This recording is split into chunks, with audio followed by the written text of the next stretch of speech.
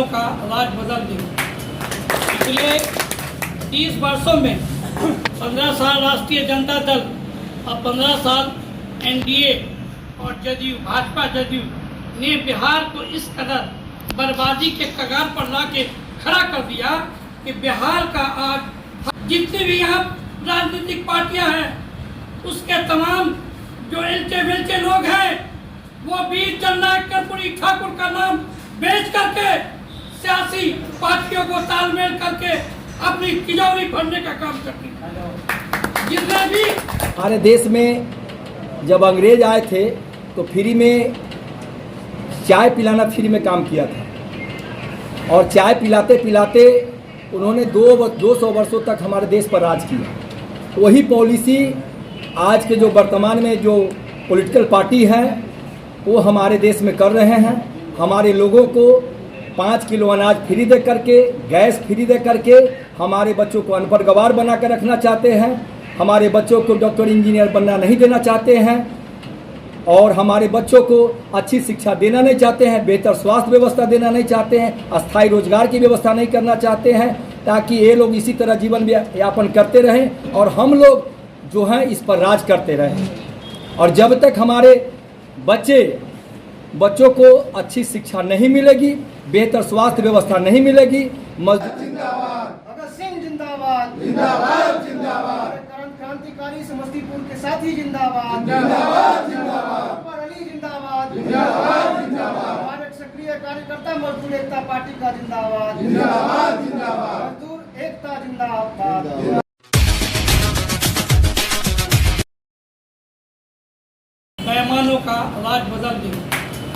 पिछले 30 वर्षों में 15 साल राष्ट्रीय जनता दल और 15 साल एनडीए और जदयू, भाजपा जदयू ने बिहार को इस कदर बर्बादी के कगार पर ला के खड़ा कर दिया कि बिहार का आज कैसी भयावह तस्वीर हो गई है। जितने भी यहाँ राजनीतिक पार्टियां हैं उसके तमाम जो एलचे वेलचे लोग हैं वो वीर जननायक कर्पूरी ठाकुर का नाम बेच करके सियासी पार्टियों को तालमेल करके अपनी तिजोरी भरने का काम करती है। जितने भी पूरे भारत से यहाँ आते हैं समस्तीपुर जिले में बड़े बड़े राजनेता, अब वो कहते हैं कि समस्तीपुर वीर जननायक कर्पूरी ठाकुर की धरती है, ये धरती है, वो धरती है। लेकिन समस्तीपुर में आपका चीनी मिलता वो बंद हो गया, आपका पेपर मिलता वो बंद हो गया, आपका जूट मिलता वो बंद हो गया। समस्तीपुर की जनता जो 48 करोड़ की आबादी है यहाँ 10 विधायक देती है, 3 एमएलसी होते हैं और 2 सांसद है आपके, 1 राज्यसभा सांसद है। लेकिन समस्तीपुर की बदनसीबी देखिए, आपका जिला अस्पताल जो आपका अनुमंडलीय अस्पताल कहलाता है समस्तीपुर, वहाँ पर आपका आपातकालीन व्यवस्था नहीं है। वहाँ पर मैं आपसे वादा करता हूँ कि अगर सिविल सर्जन को अगर चक्कर आ जाए तो उसकी यहाँ पे हालत ठीक नहीं हो सकती, क्योंकि समस्तीपुर में अच्छे डॉक्टर नहीं है, समस्तीपुर में अच्छे विशेषज्ञ नहीं है, समस्तीपुर में आईसीयू नहीं है, ट्रॉमा सेंटर नहीं है, वेंटिलेटर नहीं है, कुछ नहीं है समस्तीपुर में। सब लोग कहते हैं ये कर्पूरी की धरती है, मगर वीर जननायक कर्पूरी ठाकुर के नाम पर समस्तीपुर को और बिहार के जनता को यहाँ के राजद, जदयू, भाजपा, कांग्रेस ने लूटने का काम किया। मैं आप लोगों से आग्रह करने के लिए आया हूँ, आप लोगों से गुजारिश करने के लिए आया हूँ कि यह आपका मजदूरों की पार्टी है, शोषितों, पीड़ितों, लांछित वांछित की पार्टी है। आप अपनी पार्टी को, आप तमाम लोग नेता है इस पार्टी में कोई कार्यकर्ता नहीं, कोई समूह नहीं, यहाँ पे सब नेता है, तमाम लोग नेता है। मैं आपसे मांग करने के लिए आया हूँ कि आप जो है मजदूर एकता पार्टी के हाथों को मजबूत कीजिए और जो बिहार सरकार में जो अभी योजनाएं चल रही है, हमारे माननीय राष्ट्र अध्यक्ष जी ने इसमें जो दिया था, उन 5-6 मुद्दों पर मैं बात करना चाहता हूं कि बिहार राज्य में तमाम जो सरकारी स्कूल है उसमें सबसे पहले विधायक, माननीय सांसद, माननीय राज्यसभा, माननीय IAS, IPS उनके बच्चे का सबसे पहले दाखिला हो, उनका पहले एडमिशन हो तब उसको पता चले कि गरीबों को, के बच्चों को क्यों नहीं अच्छी तालीम मिलती है। आज जितनी सरकारी स्कूल है वो दम तोड़ रही है, वो अपने पढ़ाई पर आंसू बहा रहे हैं। मैं आपको बताना चाहूंगा कि राज्य के सभी सरकारी स्कूलों में माननीय अध्यक्ष ने कहा है कि पहली कक्षा से लेकर के इंग्लिश का जो है शिक्षा प्राप्त किया जाए। मैं इसके लिए माननीय अध्यक्ष जी का बहुत बहुत शुक्रिया। जो बेचारे रिक्शा चालक है, टेम्पो चालक है, टोटो चालक है, तमाम जो मजदूर है, अध्यक्ष ने कहा है कि उनको रोजगारी भत्ता बिहार सरकार 7,000 रुपया दे। और मैं कहना चाहूंगा माननीय अध्यक्ष जी ने यह भी कहा है कि जो बिहार के तमाम शिक्षित बेरोजगार युवा हैं उनको कम से कम 10,000 बेरोजगारी भत्ता दिया जाए। हमारे भारत के नेता, बिहार के नेता अमेरिका की नकल तो करते हैं, मगर उनको पता नहीं कि अमेरिका में हिंदुस्तान का 52,000 रुपया वहाँ के शिक्षित बेरोजगारों को बेरोजगारी भत्ता दिया जाता है। आप लोकसभा में बैठते हैं, राज्यसभा में बैठते हैं, विधानसभा में बैठते हैं, विधानमंडल में बैठते हैं, लेकिन आप जो है आम जनता का खून चूसने का काम किया है। आपने सिर्फ बिहार समाज को लूटने का काम किया है, उसको शोषण करने का काम किया है। आपने किसी गरीबों का घर नहीं देखा, किसी लाचारों का आंसू आपने नहीं पोंछा।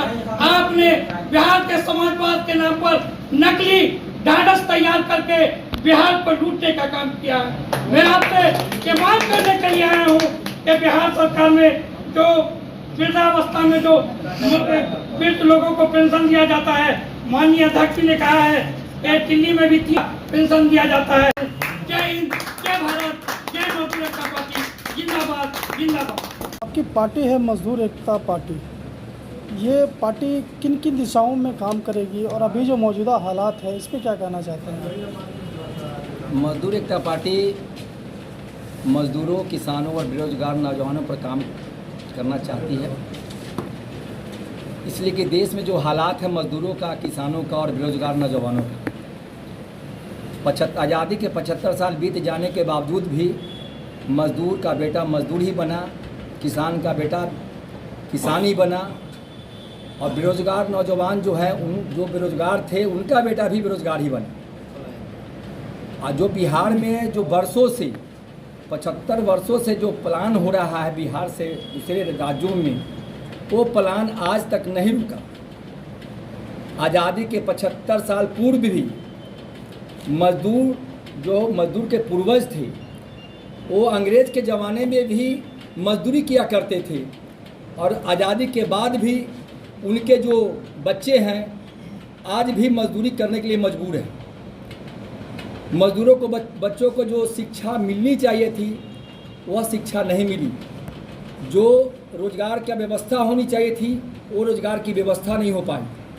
इसीलिए बिहार में और देश में सबसे ज़्यादा मजदूरों की आबादी है। बिहार में 13 करोड़ आबादी है, जिसमें 8.5 करोड़ लगभग मजदूरों की आबादी है। देश में 1 अरब 38 करोड़ आबादी है, जिसमें 80 से 90 करोड़ आबादी मजदूरों की है। इतनी बड़ी आबादी होने के बावजूद भी हमें राज्य में और राष्ट्रीय स्तर पर जो सरकार बनाते हैं उसमें हमारी अहम भूमिका होती है। फिर भी हमारी जो भूमिका है उसकी भूमिका निभाने के बाद भी हमारी ज़रूरत कम हो जाती है। क्या लगता है अभी जो सरकार चल रही है और गरीबों के लिए ठोस कदम नहीं उठा पा रही है उनके आर्थिक सहयोग? नहीं, देखिए, ऐसा लगता है क्या आपको? नहीं, कोई ठोस कदम नहीं उठाएंगे, इसलिए कि मजदूर जो है जब तक मजदूर रहेगा तब तक सरकार रहेगी उनकी। इसलिए कि वो लोग जो पैसा लेते हैं, उद्योगपतियों से पैसा चंदा लेकर के चुनाव लड़ते हैं और चुनाव में अरबों खरबों रुपया खर्च करते हैं।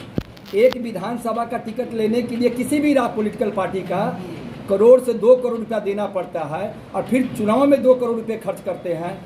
और वो तमाम पार्टियां चाहती हैं कि जब तक मजदूर रहेगा तब तक हम लोग वोट खरीद करके और इस पर राज करते रहेंगे। केंद्र सरकार गरीबों को राशन फ्री दे रही है, उज्ज्वला योजना फ्री दी।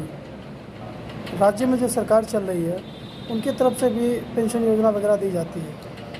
हमारे देश में जब अंग्रेज आए थे तो फ्री में चाय पिलाना फ्री में काम किया था और चाय पिलाते पिलाते उन्होंने 200 वर्षों तक हमारे देश पर राज किया। वही पॉलिसी आज के जो वर्तमान में जो पॉलिटिकल पार्टी है वो हमारे देश में कर रहे हैं।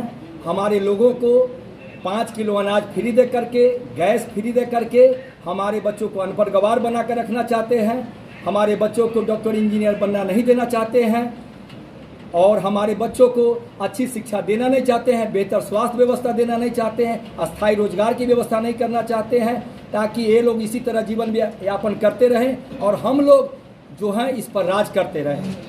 और जब तक हमारे बच्चों को अच्छी शिक्षा नहीं मिलेगी, बेहतर स्वास्थ्य व्यवस्था नहीं मिलेगी, मजदूरों को, बेरोजगार नौजवानों को अस्थायी रोजगार की व्यवस्था नहीं की जाएगी, तब तक हम उनकी गुलामी करते रहेंगे। आपने कहा मजदूर की पार्टी है जी। मजदूर का मनरेगा में मजदूरी कम है, इसके लिए आप क्या कीजिएगा? क्या क्या मनरेगा जो सरकार की योजना है देखिए, उसमें मनरेगा योजना जो है एक लूट खसोट योजना है।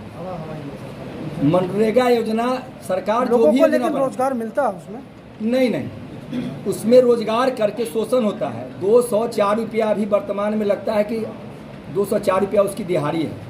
आज जो महंगाई है उसमें 204 रुपये में मजदूर का, जहाँ की 10 रुपये चाय हो गया, 40 रुपये 45 रुपये का चावल मिलता है और 40 रुपये का आटा मिलता है। इसके लिए क्या कीजिएगा आप?